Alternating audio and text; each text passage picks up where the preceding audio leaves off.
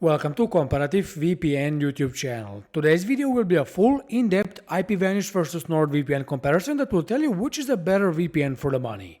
When talking about premium VPNs, NordVPN and IPVanish are well-known names in the industry. While NordVPN has always led the pack along with ExpressVPN, IPVanish is more of a passive player, slowly improving its quality over the years. Being an affordable VPN, IPVanish gathered a decently sized user base, so it's interesting to see how well it stacks against more experienced NordVPN in terms of performance, security, website unblocking capabilities, and many other factors that we're going to test today. This is not going to be a 3-minute video, so strap yourself in, get something to drink, and of course, like this video, subscribe to our channel, and click on the bell icon to stay notified whenever we publish a new useful video like this one. Okay, so let's begin this IPVanish versus NordVPN battle. As always, the first thing that I'm gonna talk about is applications and ease of use. In terms of supported platforms, both VPNs do a great job. While IPVanish supports the devices you see on the screen, NordVPN goes a few steps further, introducing gaming consoles, smart TVs, Chromecast and Apple TV next to basic platforms like Windows, iOS, Android, Linux and macOS. NordVPN offers 6 simultaneous connections in a single subscription, which is really good. But IPVanish improved a lot in this department and now offers unlimited simultaneous connections. This is on par with Surfshark, so it's undoubtedly better than NordVPN and 90% of other VPNs on the market in this regard. If we take a look at their applications in this IPVanish versus NordVPN duel, we can see that they look relatively good. I mean, I always say that I really like NordVPN's applications on all platforms, and I mean it. Although not the simplest VPN application to use, it's aesthetically pleasing, especially due to this huge world map. IPVanish looks a bit, well, old school, which is not bad at all. In NordVPN, connecting to the server of your choice takes just one click on the location you want. In IPVanish, you open the server list here, double click on the location you want, and you establish a connection to the VPN server located in that country. Just a quick glance at the settings menu in both VPNs. NordVPN doesn't do a good job here, scattering all the features in many different menus that sometimes don't make any sense. For instance, a NAT blocker CyberSec is in the General tab, while the choice of VPN protocols is buried in the AutoConnect menu. In IPVanish, everything is a lot more intuitive. You have 2 menus for the most important security features, General and Connection, and this makes things a lot easier, especially for those who are new to IPVanish, making it a lot easier to use than NordVPN. So, in this part, despite NordVPN supporting more devices and platforms, I would say that IPVanish wins by a tiny margin, thanks to easier to use applications and a limited number of simultaneous connections. This IPVanish versus NordVPN duel wouldn't be complete without the security analysis. Being premium VPNs, they both have some mandatory features that pretty much every VPN in this segment will share. These include 256-bit encryption, a kill switch, DNS/IPv6 leak protection, and OpenVPN support. IPVanish, on the other hand, isn't very advanced when compared to NordVPN. It's basically a vanilla VPN that offers pretty much nothing on top of everything I mentioned now. Sure, I like WildGuard support, which should make IPVanish a lot faster than before, and the choice of VPN protocols is really good. However, let's be honest, you probably won't use SSTP or PPTP protocols because they aged very poorly. Now, in NordVPN we have a lot to talk about, but I will be brief because I talked everything about NordVPN in my review. I'm unpleasantly surprised that IPVanish doesn't have split tunneling, but luckily NordVPN has it. Moreover, I like NordVPN's kill switch that can be used on the app and the system level for a higher level of customization. The highlight of NordVPN is this NordLynx VPN protocol. It's based on WildGuard that IPVanish also has, but it's a much improved version made directly by NordVPN. Not only it is more secure than WildGuard, but also a lot faster, resulting in superb performance and security that I'm going to prove in this comparison. Other security features include P2P servers for torrenting, onion over VPN servers for browsing the dark web safely, and obfuscated servers. These servers are here to let you bypass the Great Firewall of China and use it in this country with no issues. Sadly, IPVanish will not work in sensitive countries like China or Russia, for example. When it comes to logging practices, IPVanish has some interesting history. The company changed its parent company a few times, only to stop at J2 Global, which is the current owner. The VPN does have a no-logging policy in place, and it won't store any logs regarding your IP address, browsing history, DNS queries, connection timestamps, etc. etc. While it does have a troubling past that includes cooperation with the FBI in 2016, that happened while IPVanish was under a different parent company. Since then, no similar scandals happened. But it's important to know that IPVanish is based in the United States, which is the founding country of the Five Eyes Alliance, also known for global surveillance and espionage. NordVPN is based in Panama, which is already a privacy-friendly jurisdiction. It offers a no-logs policy and won't store any of the information I mentioned. Unlike IPVanish, the VPN has an external audit from PricewaterhouseCoopers that actually proves all of NordVPN's claims in the no-logging policy. With that in mind, it's easy to see who is the winner of this comparison.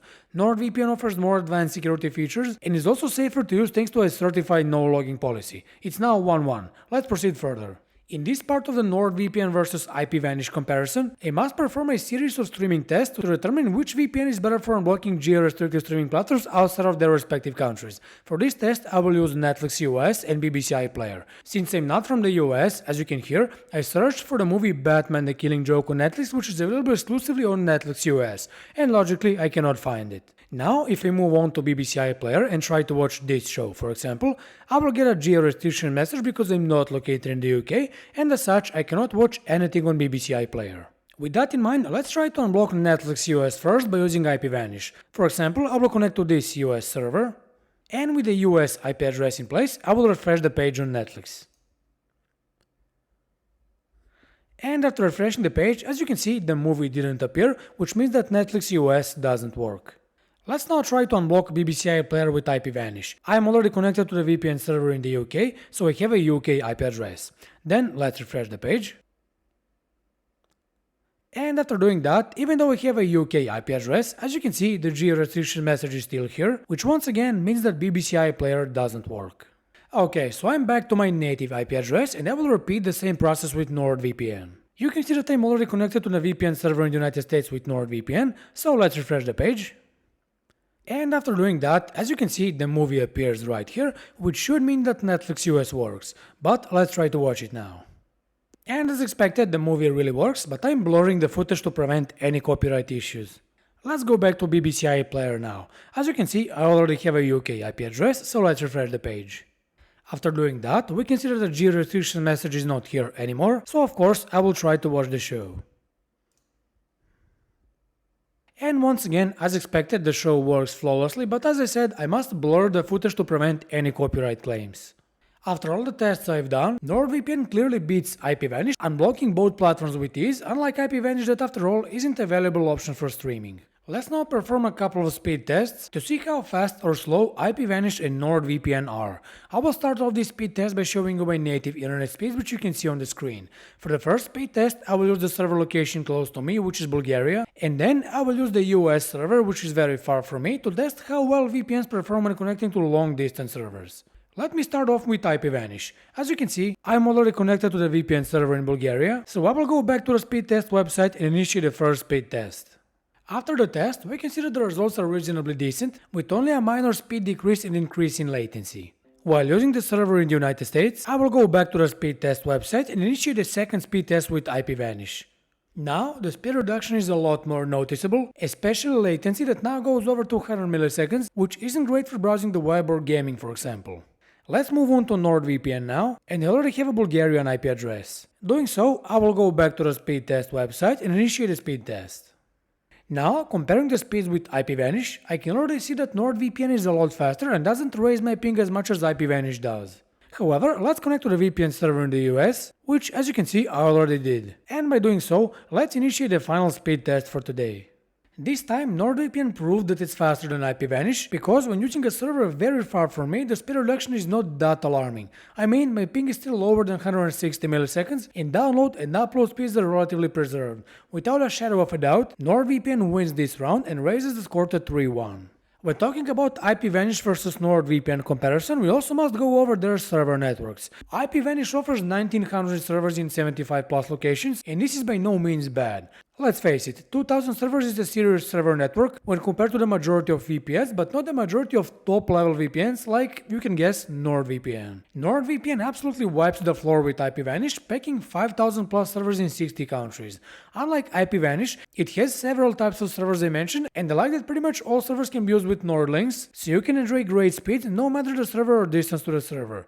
Do I even need to talk more about servers? Both VPNs won't disappoint in server distribution, but because NordVPN has significantly more of them, it's a winner of this part of the comparison, further raising the score to 4-1. Customer support of NordVPN and IPVanish is something to look forward to if you have any VPN related issue.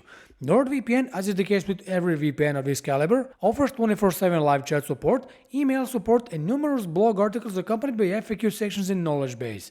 To that, I would also add a YouTube channel with thousands of subscribers and lots of useful VPN-related videos. Now, IPVanish is not as popular and fancy as NordVPN. However, it also gives you the option to use 24/7 live chat and, of course, a simpler option to just submit a ticket. Do you see this number here? Well, if I click on this arrow, I will expand the list.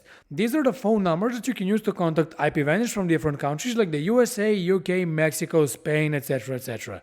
This is definitely a nice addition that NordVPN doesn't have, and on top of that, the customer support team is equally as responsive, so surprisingly, IPVanish wins this round of the battle, lowering the score to 4-2. Let me now talk about the pricing in this IPVanish versus NordVPN duel. As you can see, IPVanish offers 3 different plans to choose from. The monthly plan is very expensive, but this 2-year plan at almost $4 a month at the time of recording this video looks promising. I mean, you have to pay around $95 and enjoy 2 years of VPN subscription, right? Yeah. Oh, by the way, do not buy IPVanish's monthly plan because it does not come with a money-back guarantee. The 30-day money-back guarantee applies only to the annual and 2-year plan. Let's check NordVPN now. While IPVanish costs almost $4 a month for a 2-year plan, NordVPN, as you can see, costs significantly less, and when paid upfront, it's a little under $80. Logically, this is a cheaper VPN overall, and its 30-day money-back guarantee applies even to the monthly plan, so you can get a full refund easily if you're not satisfied. Just so you don't forget, I left links to both of these VPNs in the description below, so make sure you check them out if you want to get the cheapest deals you see on the screen on any of them. While IPVanish's short-term plans are a bit cheaper, the main rule of this comparison is to compare both VPN's cheapest deals, because most of the users go for a long-term commitment to avoid being charged more on a monthly basis. Therefore, NordVPN wins and takes this round too, making the final score 5-2. With everything I said in this IPVanish versus NordVPN comparison, it's clear that NordVPN wins, and with a score of 5-2, this is a relatively easy win for NordVPN. This VPN is better in the most crucial departments such as speeds, security, streaming, supported devices, and pricing. IPVanish offers easier to use applications, and customer supporters can be contacted through the phone, which is for some users more convenient. But that's basically it. Everything else is better in NordVPN, and this is a VPN I would recommend that for this comparison. Sometimes a better VPN is more expensive, so to save money, a rational option is to go for a slightly inferior option. Here, a better VPN is also the cheaper one, so in my opinion, there's no logic in choosing IPVanish over NordVPN. And with that said, this was all for today's video. We hope you liked it, and if you did, make sure you leave a like, subscribe to our channel, and stay with us because many more useful videos like this are coming on a daily basis. See you in the next video. Bye!